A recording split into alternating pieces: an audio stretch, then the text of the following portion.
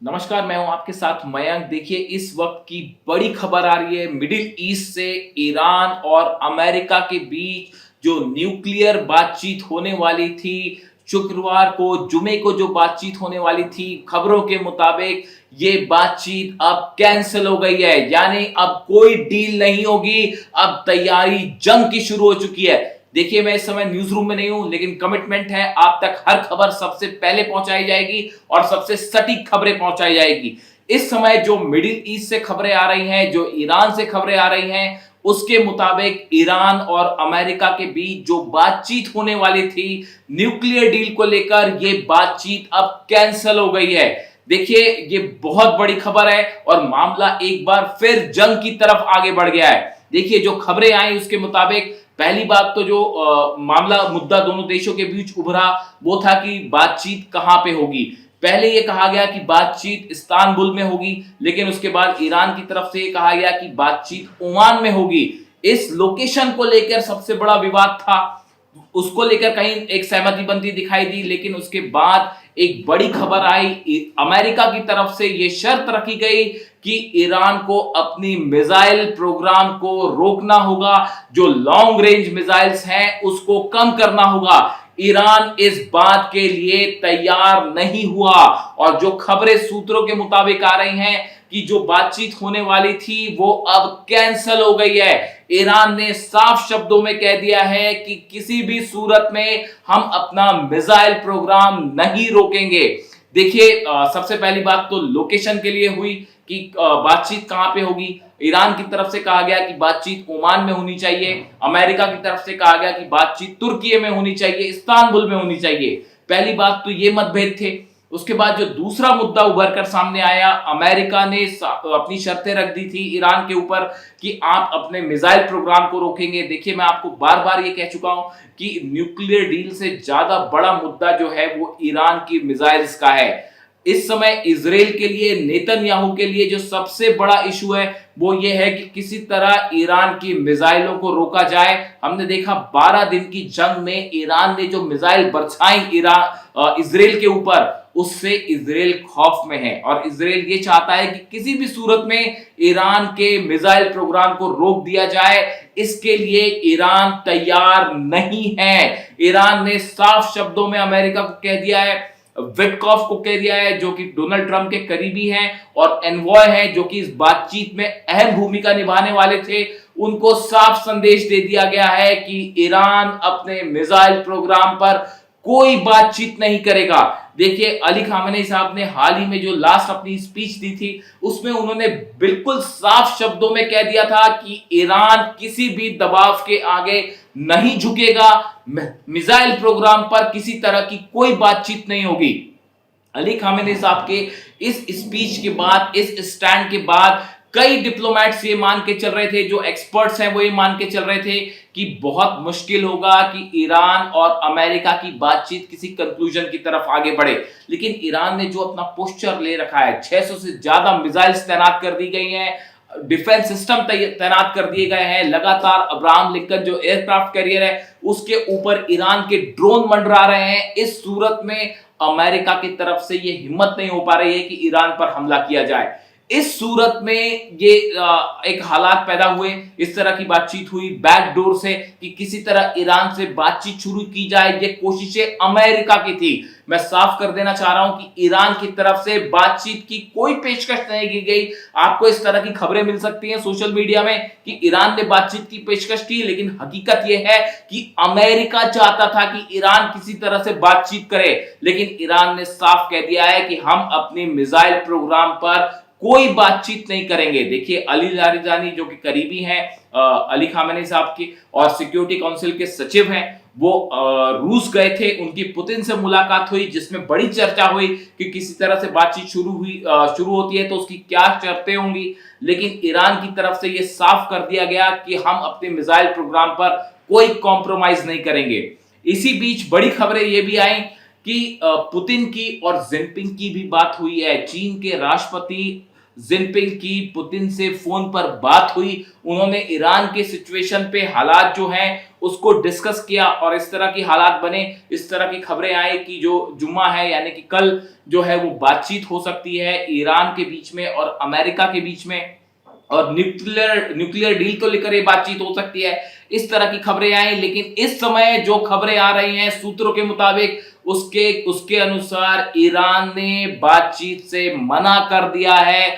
Iran ने साफ कर दिया है कि अगर आप हमारे मिसाइल्स पर कोई प्रोग्राम पर कोई बातचीत करना चाहते हैं तो ये हमें कतई मंजूर नहीं है। इस बातचीत का हिस्सा ईरान की मिसाइल्स नहीं होंगी और ये एक बड़ा झटका है अमेरिका के लिए। और इसके बाद हालात ये हैं कि एक बार फिर मिडिल ईस्ट में जंग की तैयारी शुरू हो चुकी है। देखिए, सिक्योरिटी काउंसिल की ईरान की जो खबरें बता रही हैं, एक बड़ी बैठक हुई जिसमें जितने बड़े कमांडर्स थे ईरान के वो सब शामिल हुए, आर्मी चीफ शामिल हुए, नौसेना के चीफ शामिल हुए और इनके बीच में एक बड़ी बैठक हुई और उस बैठक का ब्रीफ जो है वो अली खामेनी साहब को दिया गया, ईरान के सुप्रीम लीडर को दिया गया और ये बताया गया कि अमेरिका ये चाहता है कि हर हालत में ईरान का प्रोग्राम जो है मिसाइल प्रोग्राम उसको रोका जाए, जिसके बाद ये साफ कर दिया गया ईरान की तरफ से कि हम अपना मिसाइल प्रोग्राम नहीं रोकेंगे।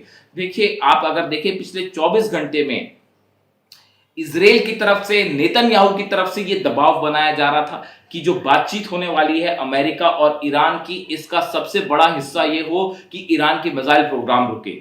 ये कोशिश थी नेतन्याहू की। नेतन्याहू ये चाहते हैं, नेतन्याहू इस बात को अच्छी तरह समझते हैं, जो 12 दिन की जंग हुई उसमें जो खुर्रम शहर मिसाइल्स बरसी इजराइल पर, सेजिल मिसाइल बरसी, फतेह 2 मिसाइल बरसी और उसके बाद जबरदस्त तबाही देखने को मिली तेल अवीव में, हाइफा में। ये है इजराइल की खौफ की वजह और इजराइल का मकसद ये था।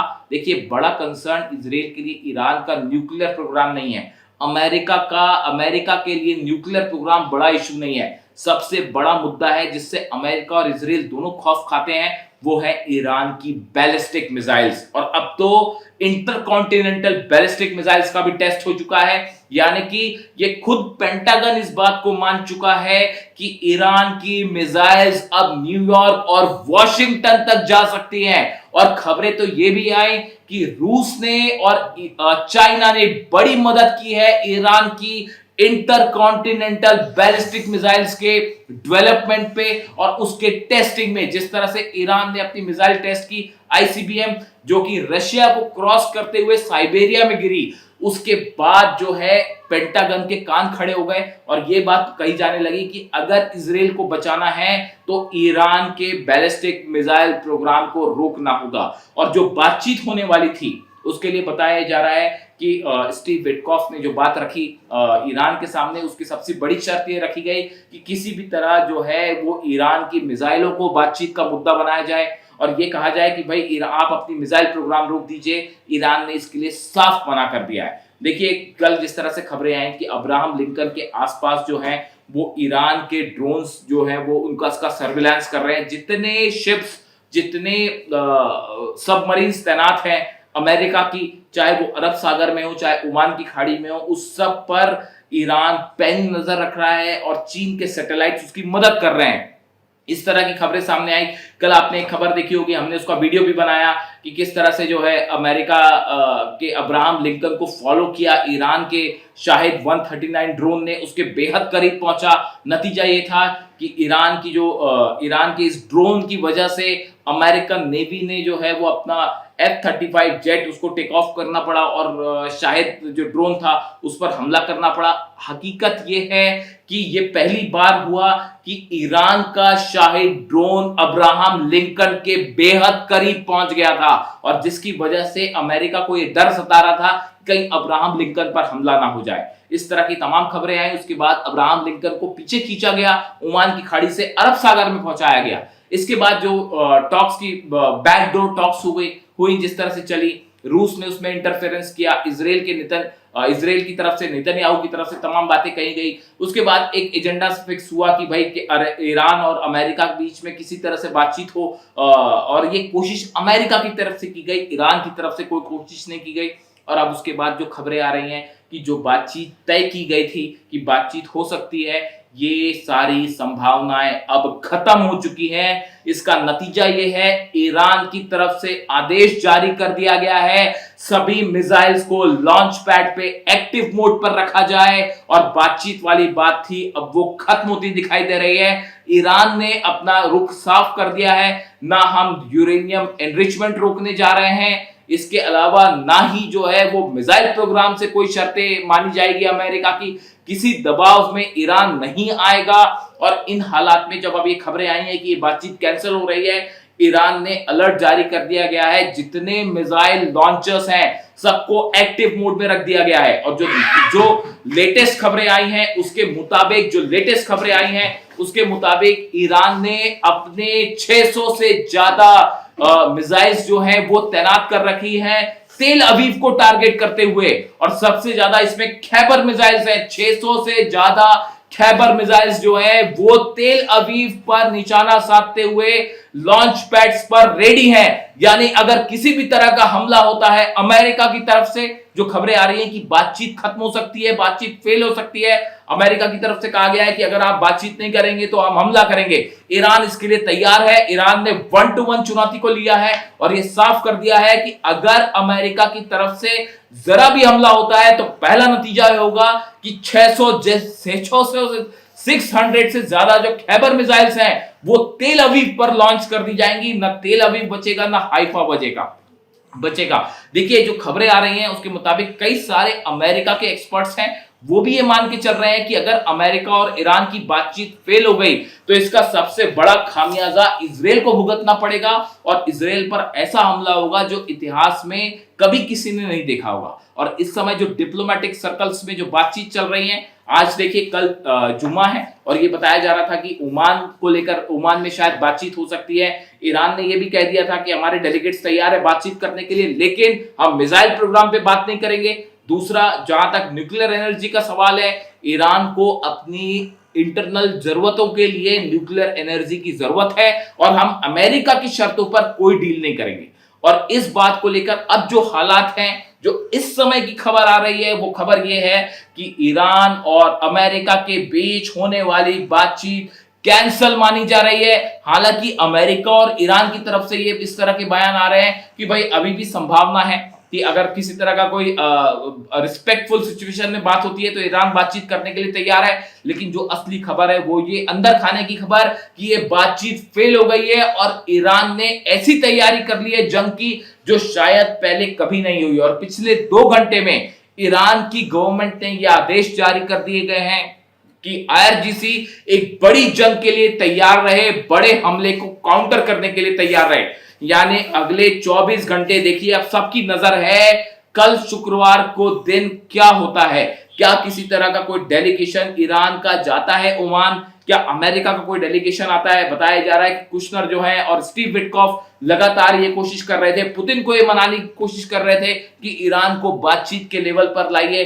देखिए ईरान ने जो अपनी मिसाइल, अपना जो पोस्टर लिया, अपनी मिसाइल्स तैनात कर दी, एंटी शिप मिसाइल्स तैनात कर दी, फारस की खाड़ी में जबरदस्त जंग की तैयारी की। और देखिए जॉर्डन के जितने बेसिस हैं, लगातार ये खबरें आई कि जॉर्डन में F-15 जेट्स जो है वो आ गए हैं और जॉर्डन की तरफ से हमला हो सकता है। ईरान ने अपनी मिसाइल्स जो है जॉर्डन के जितने अमेरिकन बेसिस हैं सब पर पिन पॉइंटेड तैयारी कर रखी है कि अगर जरा भी हमला होता है तो ईरान मिसाइल्स दाग देगा। इन हालात में जो इस समय की बड़ी खबर है वो खबर ये है कि बातचीत वाली जो संभावनाएं थी वो कैंसिल मानी जा रही हैं, जीरो मानी जा रही है। और एक बार फिर हालात पिछले 4 घंटे में जंग की तरफ पलट गए हैं। यानी अगले 2 से 3 दिन बेहद अहम होने वाले हैं और क्या मिडिल ईस्ट में सबसे बड़ी जंग का आगाज होने जा रहा है, इस पे हमारी नजर होगी। देखिए आज मैं न्यूज रूम में नहीं हूं, मैं घर पे हूं, लेकिन आप तक हर खबर पहुंचाना जरूरी है, इसलिए ये वीडियो बनाया गया।